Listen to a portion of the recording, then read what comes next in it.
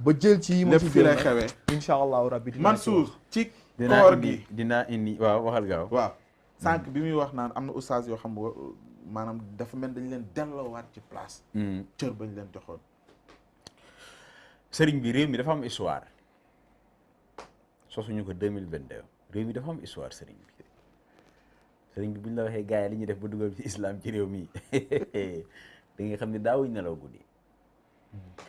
Cheikhul Khadim wax na ci xoqal bukaawu ala saadatil amwaati ñu ne gaa yu baax yi ni leen suuf di tiitaroowee ni leen asamaan di tiitaroowee ni leen suuf noonu la leen di jooyee. dafa am ñetti aaya yu ñëw sama bopp. benn bi dinaa génne arte grammaire arabe bi yi ci def dama koy wax noonu rek jàll.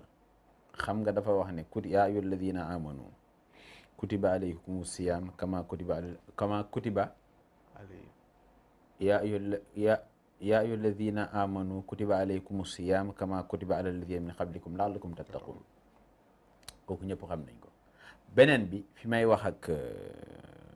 kooku ne ngeen di tudd noonu yàlla moo wax ci alquran ne laqad kaana fi rasulillahi iswatun xasana maanaam ci atte grammaire xat boobu xatu taxqiq la maanaam dëggi référence dëggi modèle yàlla ne sallallahu alayhi wa sallam dàqul li mu wax dafa déglu ko non xaaral non déedéet non man tontu ma ko de bi may wax sànq aaya bi ñëwagul woon léegi nag aaya bi ñëw na léegi beneen bi lu jëm ci wàllu ustaas yi waaw xam nga wax na ko sànq xadis bi xayrukum man taallama alquran wa allamahu boobu hoo bi kese pronom personnel la maanaam ki koy def la mais ki koy def ba ngay dem ci yeneen téere yi ñu lay firil ne def gi ak jëf gi moo tax Cheikh Ibrahima Fall daan wax ne da leen wax alquran rek man may jëf alquran yéen nekk leen fi rek di wax alquran man Cheikh Ibrahima man may jëf alquran maanaam sëriñ bi dinaa la nettali loo xamante ne bii jigéen moo ko def jigéenu alquran mais am taxawaay moo tax soxna May Mbàkke bokk na ci ñaanal Senghor ba ñuy jot ci réew mi sëriñ Fallou ne ko demal mu weexal la demal mu weexal la déglu baax li ma la wax mu dem pale ànd ak ña mu war a àndal bi muy ñibbi Senghor bëgg ko jox xaalis mu gàntal ko mu ne ko xanaa de nga ñëw taxaw ñu fee ca ndox ma yaa ngi dégg ak mbedd yi te loolu bu boobaa maag ñëpp ñoo koy bokk finalement loolu la ko waxee pour wax la muy président de la république ak képp ku mu mën a doon bu dee sababu wuute bi bu dee sababu woote bi alxuraan gu ñu yaakaar ci yow la nga dem def li yàlla di tere wala tastaru bi ayatillahi samanan xalilan day yàgg rek mais bés di nga weeru parce que nañu wax ne dëgg nag ñu lay wund foofu mooy président Macky Sall ñi muy jàppale noonu nga xam ne non parce que yow oustaz nga wala oustaz nga woowee sa bopp donte oustaz mooy professeur te man dama la koy wax léegi nag man li ma gëm te jàpp ko man Serigne Mansour mooy réew wi ñu nekk ñi fiy wax ci rajo bëri na trop nekk ay oustaz mais ki nga xamante ne bii am na matière ci ñun ñi jàng sans titre am niveau xam luy jàng diine am matière man bu génnee oustaz Adi Niass pratiquement ñi ci des moom damay sëñ Adi bu Walf waa Adi Niass non kooku moom laa xam ne day jàngale dëggantaan kaful reewul am na matière ba pare dafa am fiq ba pare sallallahu alayhi wa sallam moo waxaat ci téere bu ñuy wax muxtaaru xadis mu ne yàlla bu la bëggee dimbali namm ci yow yiw da lay déggloo fiq mais oustaz asatis yu ci bari boo leen dégloo dañuy daanu ci ay fiq ci ay masala fiq ñu ci bari ma si laaj ko ñi nga xam ne am nañ matière ñu ci bare bari moom la olof di tuddee ay oustaz sopp dagan la léegi boo leen bettee laaj leen te si naalin moo ko wax al ilmu laysa fil kutub walakin fi suru rijalillahi concernant oustaz yi waaw concernant oustaz yi ba ñu wàccee seen ànd ñu ci bari ci ñoom dafay yàgg parce que tey ku mel ni Modou Fall moom yow nga dem gisanteeg président mais la mu la jox loolu sutura la la mu la jox loolu sutura la dafa bokk ci ay mandarga jullit léegi yow nga génn nga ne lam ma jox su ma ci yemoon ren ba déwén soxlaatuma xaalis bu ute naag waaw Marième Faye Sall lam ma jox ute naag suukaru koor yii mais ñi nga xam ne dañ la daan jox amaana ñoom lañ la jox tollu wala kellam la jox ñoom dañuy jàpp ne yow da nga leen xeebal ñoom lañ la jox wala kooku mooy benn deuxièmement sëriñ bi dafa am élément de langage yoo xamante ne ça ne fait pas jargon dans le domaine par exemple de l'islam. mooy yan. oustaz yoonam nekkul ci ay fashion ñii ils font du mannequinat ils sont en train de faire du lu leer laa la ils font du mannequinat. muy secteur boo miin mannequinat. non bu ma xam kay. boo xam loolu sax yaa ngi dégg. sa téere bu kem yaa ngi dégg waaw. fashion. fashion waaw. oustaz du tey buzz yàlla mooy buzz parce que buzz mooy jamono yàlla nee na maa téye jamono man yàlla nee na maay jamono moo tax nee na bu kenn ŋàññi jamono. téye réew mi kan moo téye réew mi non dama lay laaj rek oustaz fashion. est-ce que da ko waxee rek ni xëy na la ñuy daas yëpp nit ñi ñu ngi ciy gis préambule seen bopp quoi maanaam bu doon livre di leen woo di leen xamal ni ñuy gis seen bopp ci prêche yeeg ci façon bi ngeen di non del déglu est-ce que loolu del déglu oustaz Hady Niass koy wax oustaz Hady. oustaz Hady Niass dafa jël laxdari xam nga laxdari nee nañ boo ko maîtriser dëgg après nga dem jàng risaal jàng fa miraas mais pratiquement atal islam yi pratiquement dara réeratu la ci oustaz Hady ay bunt la ko def sarxu ko xoolal leeral ko ba mu leer nañ ci ay kaset ci ay waxtaan yaa ngi dégg. kon nañu delluwaat. xoolal nañu dellu ca cosaan te jàng dëgg nag ku ko bëgg. da ngay dem ci daara yi ñu jàngal la beneen bi. yow oustaz naan ay ñun ñooy Messi lan mooy Messi. Messi wu lan dëppale ko jamono rek. non defal ndànk. c'est-à-dire moom non defal ndànk. sa waay ñoom dañ leen teg foofu pour ñuy jàngale. ci jàngale boobu waruñ ci wut lu ñuy am. d'accord. wala tasur bi la sama nan xalil la doon dañ leen ciy fay. léegi nag ci loolu ñu ciy am bu dee seen wërsëg daf cee nekk. wala lu leen ci fekk seen wërsëg sax laa war a wax. ñu sante ko sunu borom parce que yàlla mu wax ci suratul Hud ne luy dox ci kaw suuf yàlla nee na maa amee wërsëgam. d'accord. kon yaa ngi dégg jàppee noonu donc daal man bu dee am na loo xamante ne maa ngi koy wax oustaz yi mooy nañu dellu man gis nga bi may jàng ci daara ji bi ma liiree hadis sallallahu alayhi wa sallam muy wax ne yàlla bu la dimbalee bu namee ci yow yiw da lay dégloo fiq téere yi ma jàngoon yëpp dama ko reprendre lépp laa reprendre lépp yaa ngi dégg donc encore une fois nañu delluwaat réew mi du ay réewu jaahil sëriñ bi te loolu xale boobu laa koy wax yaa ngi dégg ba pare man li ma gën a metti mooy dafa am ay ñoo xam ne dañ fay toog man new bu fa kenn dem ma loolu sama yoon nekku ci mu nekk ay politique te man li ma gëm looy bañ ku la ko def ci politique lu ko gën a néew waroo ko nag ñu la koy def ci diine xam nga lu tax parce que diine payooram nit amu ko ba pare diine moo gën a sensible te moo gën a am solo politique. c'est important donc c'est très important kon nañ ko bàyyi xel ñi ñuy déglu parce que arab wax na ni innal azana la majja nopp dafay wàccu am na loo xamante ne boo taxawee ne yàlla dafay business te yàlla ne man samadu laa boroom xam-xam yi jàngale baatin dëgg nee nañ ci alxuraan guddi gu jot ci biir saadu samadu lay fan yàlla daa lijjanti business yàlla soxla lu fenn intérêt moo ko wax yonent bi ci hadisul qudsi bu ngeen xëyoon yéen ñëpp ñi ma bind kenn jaamuma ci wàññiwul li tarfatal ay ni sama nguur bu ngeen xëyoon yéen ñi ci àdduna bi yëpp ñu xonq ñi ñu ñuul ñi ñëpp di ma jaamu yokkul ci sama nguur gi dara ñu ne ko lu tax mu ne parce que rufi atil aqlaam wa jaffati suhuuf feuille yi doon bind wow na comme xalima yi wow nañ gars yi dañ bàyyi caaxaan tappale ba diine amul sant diine da nga koy jàng nañ bàyyi seen tappale yii nañ bàyyi seen tappale yi d'accord Sëriñ Tuubaa santul Mbàkke bala sant te kenn rawu bala sant caaxaan baaxul te kenn rawu ko Eva Faye nee na tey sama sëriñ moom casquette la may quoi voilà mu ngoog Eva bu xool casquette bi xoolal li muy génni loolu mooy am solo alors dañuy dugg ci actualité bi su fekkee ne amoo dara looy repréciser ci rek mooy parfois Serigne Mansour ñun dañuy jël projecteurs yi tàllal ko ñooñu bàyyi ñin ñi ñan askan wi xam nga gis nga li tax c'est des identités non xam nga déedéet dañ leen di déglu non xam nga lu tax non parfois boo leen waxee xam nga Serigne Mansour boo leen tuddee nii dañuy ne Serigne bi diw ay ñooñam gis nga fi mu ne nii fan lañ toll li Serigne Cheikh Tidiane si kooku maamam waxoon parce que man li tax wax ji mënuma parce que wax ji xam nga li tax mooy xam nga ku donn xam nga ni dina mais doon diine kenn ko doon. non waxuma non da ngay déglu. xam nga lii rek bokk na ci li tax mënumaa gëm si li nga wax léegi si commencement mooy dégluwoo ma. xam nga lii rek benn preuve la xam nga lu tax waxuma ko c'est parce que damay défendre kële. mooy man personnellement bi ma nee politique yi teg leen nële su may message damay wax ak askan wi te boobu ba léegi retour bi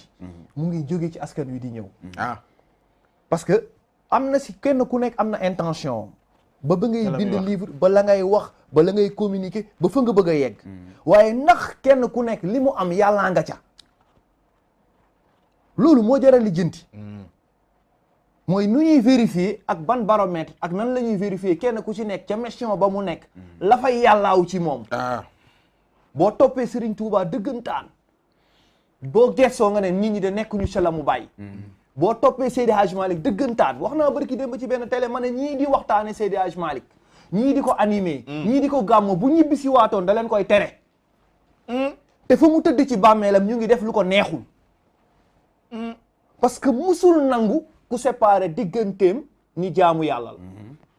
fu mu mës a jàngee alxuraan mu neex ñu ne ko sa jàngom alxuraan gi tey moo tax ñi doon julli ñëpp jooy bu dootul jiiteeti su ñëwee day dem ci ginnaaw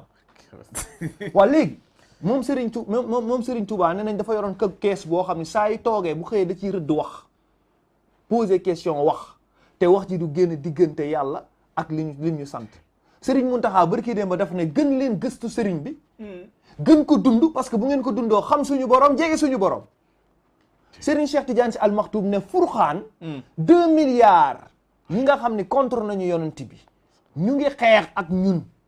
te ñun ñu ngi ci ibadaat yeeg ci alxuraan gi ñu jàng ak nan la ñuy julleeg nu ñu jógee ibadaat yi sax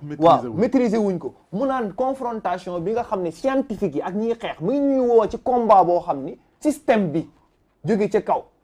nga xam ne ni capitalisme matérialisme bu yegsee day dugg traverser système bi moom Serigne Cheikh bu waxee loolu mën na am sax ci biir njabootam am ñu ci nekk victime ci loolu kazalika ci Touba parce que tey boo dégloo xutba sëñ Abdou Rafari Mbacké mën nga koo toog nga jàngataat ko ak ñeneen te bougé wul fa mu nekk ca mimbaram te pourtant adduna yëpp a ngi koy bàyyi xel ñëpp a ngi koy partagé Adi Niass mi nga wax léegi fa mu newoon la ne ba tey mësta soppi turam ci salaat Fatiha laa koy dugal booy dégg il faut que ñu soog ak booy déglu Adi parce que koor gi li mu wax li tax mu nekk un débat mooy les gens n'osent pas c'est que les vrais débats poser ce débat xam nga lu tax pas Ousmane réew mi gars yi dañuy joxe bakkan pour dina taxaw fi bakkan lañ joxe waaw moom laa dama ni xam nga bu ñu ñëwee nii gis nga tey dans les normes téere yi la ñuy ñëw teg ñu jàngal nit ñi lan mooy jaamu yàlla parce que yàlla dana xam leen ma ba pare taarifuni qabla an doog ma jaamu nu ñuy xamee yàlla gis nga loolu waaw ni ñu xamee yàlla nag xool yàlla nun koy xamee ni ñu xamee yàlla nag xam nga ni ñu xamee yàlla moom laa la wax ne la daf ci am mission yoo xam ne ni bi moyen de communication yi yegsee nit ñi di wax di communiquer di jàng bu amul ñeneen ñu communiquer pour jàng pour def différence kon dinañ xam jaahil yi ñan la dinañ gën a réer léegi nag mission bi ñu am dëggantaan mooy réew mi man waxuma ñiy waxtaan parce que am na képp ku ne kuy waxtaan am na loo soxla am na koo xam ne mbooloo la soxla ëllëg mbooloo mi mu utiliser mbooloo mi pour leneen am koo xam ne alal lay wut ci mbooloo mi am koo xam ne tur lay wut ci mbooloo mi am koo xam ne ni mbooloo moomu am na ci beneen mission boo xam ne ni ñun xamuñu ko daraja gu yëkkati ko léegi nag ñooñu dim jàpp mbooloo yi nag di leen def nii te xamuñu nan la ñuy mën a def ba nga xam ne ni ba li Serigne Cheikh doon wax ni jarul taxaw ci masse bi nan la ñuy defaree kenn par kenn man loolu laa wax mooy c'est-à-dire Sénégal gis nga kii wax mën na am déglooguma kële parce que kii wax ak ñiy wax erreur yi ak ñiy wax bêtises yi ak ñiy wax oustaz dañoo bari mais léeg-léeg dañuy tiim ay nit parce que bu dee journaliste bi la invité wala animateur bi la invité mokkalul alxuraan mokkalul fiqh mokkalul jaamu yàlla bu la tegee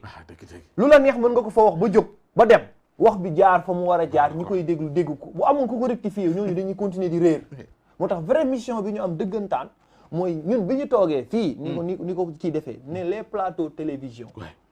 ñi nga xam ni dañoo am ay desk religieux nañu jóg ci seen télévision yi organiser ko bañoo bàyyi mbir mi ak animateurs yi parce que Modou Fall moom nga wax mën na nekk victime ma capitaine moom mën na nekk victime parce que dañuy topp benn mbir di ci wax te ñi nga xam ne xam nañu débat bu ni mel xam nga lii bi mu amee rek si yow laay doog a ñëw bi mu amee dans les normes ce débat là les gens devraient venir tous les islamistes tout le monde toog ñu waxtaan ba nga xam ne ni kii wax bi dina dellu si waat revenir at ci te waxam delluwaat na sax moom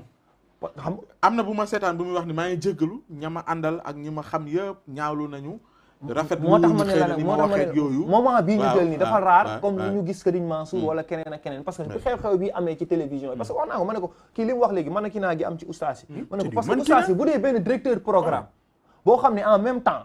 kaaw bi may wax toujours si kaaw Bouba Ndour industrie yi mu am petit gàlle la musique kuy dugal kuy dem directeur programme boobu moo la recruter pour nga animer ko l'islam kenn du ko animer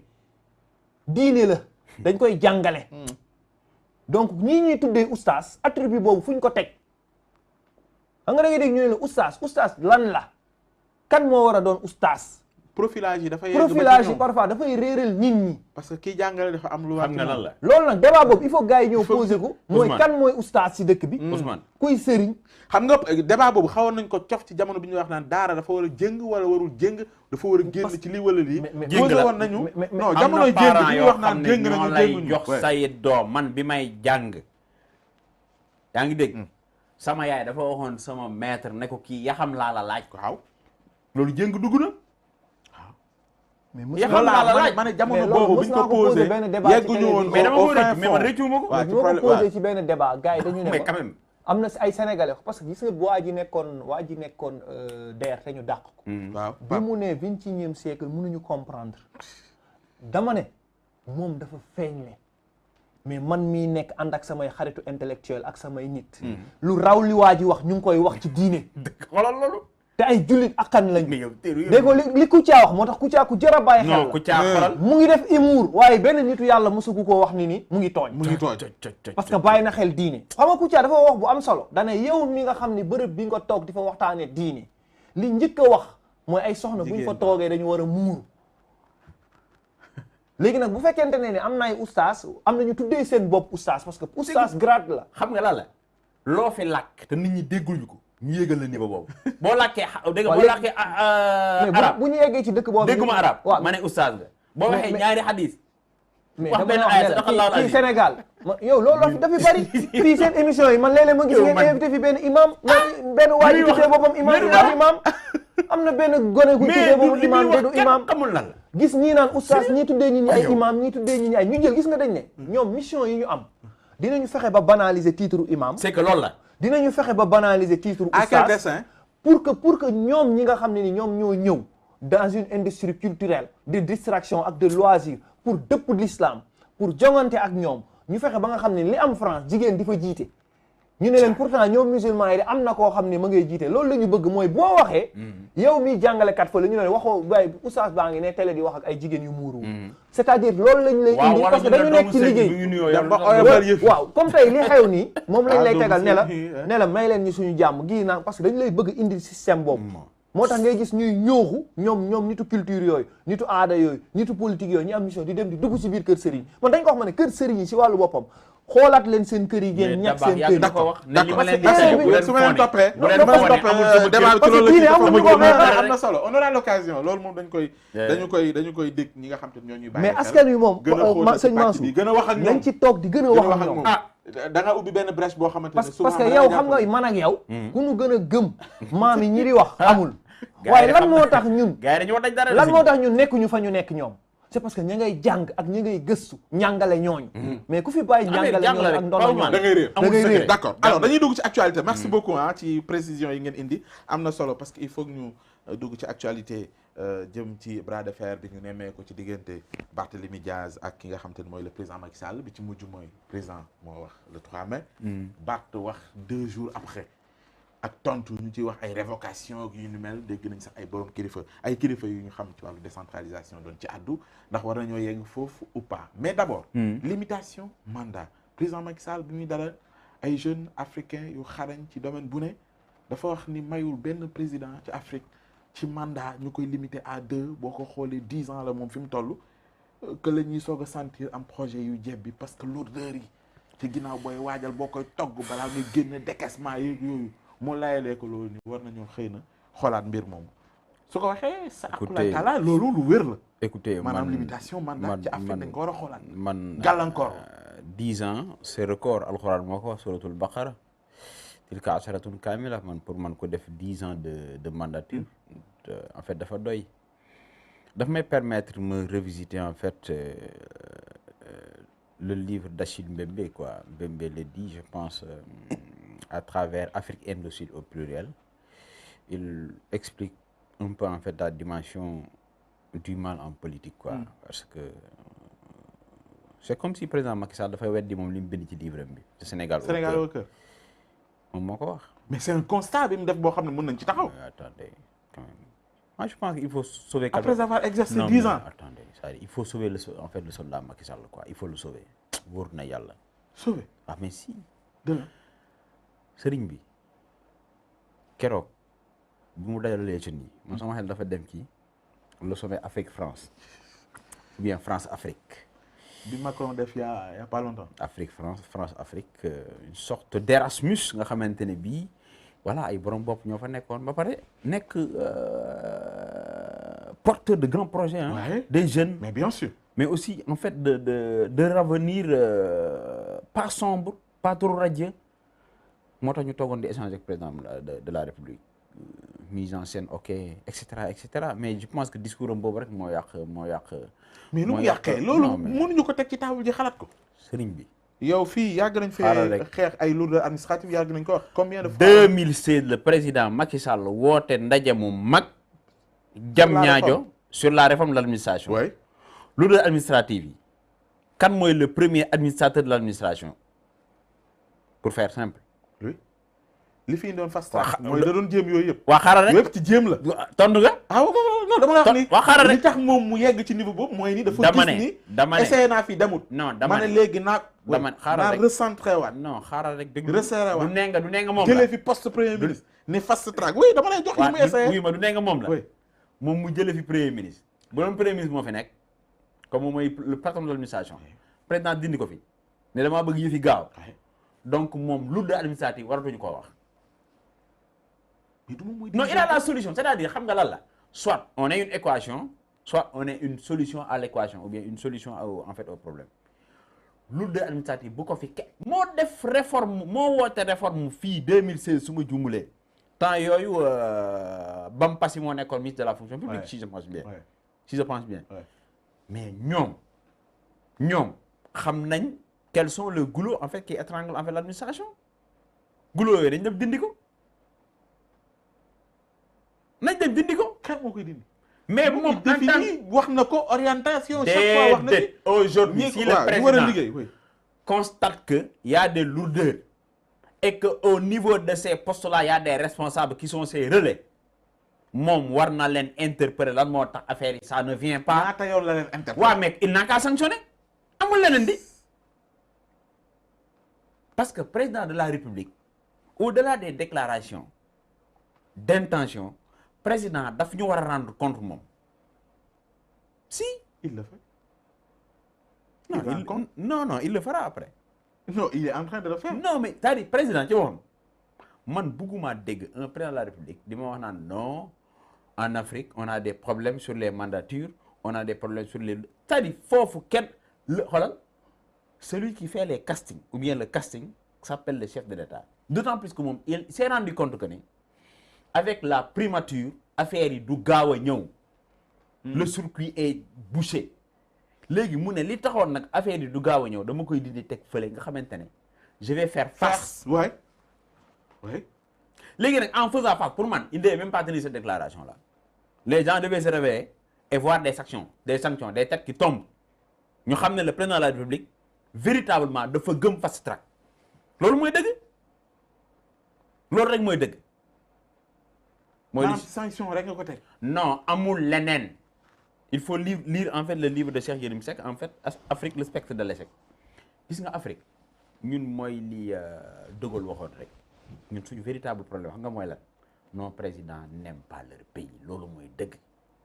sëriñ bi bu nekkoon lépp loo xamante ne bii da nga koo jëmbat da ngay fekkee njariñ li yëpp kon yonent bi ba kii mujjee dugg ci diine l'islam yonent bi da koy fekk. non xalaatul loolu. Macky xalaatul loolu. ah mais qu'est-ce qu'il dit lui. dafa ne. waaw. réewu Afrique yi. ni mu bindoo ak administration bi ñu am ak yëf yi ni muy yéexee mayul ñu limité mandat yi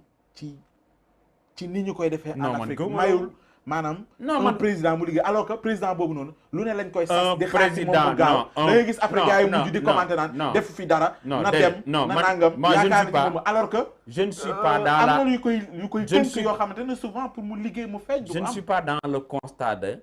je ne suis pas en fait un nihiliste man gëm naa ne président am na yu baax yu mu fi def mais vouloir nous faire comprendre que ne Afrique ni mu bindoo nan la bindoo et d'ailleurs en tant que président de l'Union africaine sax am na discours yoo xamante ne président waru ko tëri man loolu laa gëm. si c'est une réalité. non mais non réalité comment. yow non mais attends réalité comment par rapport à quoi. d'accord yow fii ngay toog di wax ni am na chantier yoo xamante ne am na marché yoo xamante ne bu ñu ko dénkee tubaab yi ñoo ci gën a gaaw ci respect des délais ak liggéey bu jaar yoon que bu ñu ko joxee suñu national. parce que ñoom seen état daf leen a doole non defal ndànk c'est quoi le problème. kaay ma xamal la tey da ngay nekk un national boo xamante ne bi yow tu as ton logistique sur un marché M. yaa ngi dégg nga préfinancé pare yow boo waroon jot 1 milliard di nga dóor dàqe ci dóor dàqe ak xam nga notre administration nu mel ci corruption ak ci neexal ba booy deful ndànk boo ci jot da nga naan ouf de soulagement. fayee ko trésor moom ñëpp wax nañ ñëpp xam nañ ko dañuy def ba jaar ci moom. donc aujourd'hui la nga xamante ne moo am bitim réew bañ leen koy ñëwee sëriñ bi yow Rwanda sax ma jox la exemple bi fii amul c'est-à-dire y a pas de miracle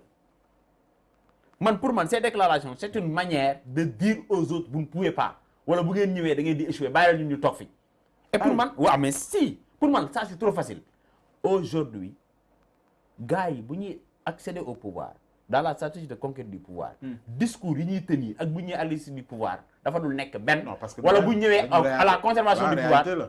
mais réalité lan man la booy wax c'est-à-dire yow da nga booy jëf attends c'est-à-dire non attends wax wute naag jëf non xam nga man lan laa gëm yéene la am wax man yéene bi la am nangam bu ñëwee fekk leneen lu wut ak loolu 2016 dañoo def benn rencontre bu mag a mag concertation bu mag ci am na sax beneen après je sais ginnaaw boobu defaat na beneen yaa ngi dégg léegi aujourd'hui le même en président 2019 il disait que ne bu ñu réformé wul ça va tànge c'est-à-dire xam nga la c'est-à-dire non c'est-à-dire man discours yooyu man ça ne me parle pas quoi. D'accord. Oui, mais Abou est-ce que ça te parle non waaw bàyyi ñëw ci yow comme ça ne te parle pas mais xëy na Abou moom dina comprendre fan la ma ci di waxee Ousmane déglu on peut comprendre un président de la déglu day dugg sama biir bàyyi ko mu jeexal non Ousmane boo ko déglu ba mu jeex après day dugg si sama c'est-à-dire président dafa mel ni bàyyi ko mu daaneel c'est-à-dire dafa am discours yoo xam ne su ma dégg président di ko wax dafa mel ni benn consultant la un consultant à qui on a confié un marché léegi mu toog ñi nga xamante ne bii c'est des formés lui en fait c'est le premier formateur léegi mu naan leen bu ngeen demee seen entreprise bu ngeen defal ndànkam ça va tàng mais président day bind xaatim gaa yi def ko léegi nii